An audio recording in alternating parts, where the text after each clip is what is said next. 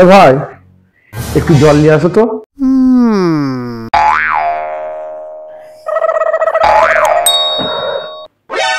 কি হলো ভাই, দাঁড়িয়ে আছো যে? তোমাকে তো একটু জল নিয়ে আসতে বললাম।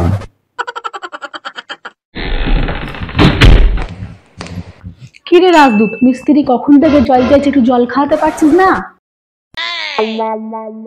তুমিই তো বলেছিলে মা, মিস্ত্রি যতক্ষণ ঘরে কাজ করবে 2 ঘর ছেড়ে কোথাও যাবি না, না হলে মিস্ত্রি সব ঘরের জিনিস ঝেড়ে দেবে।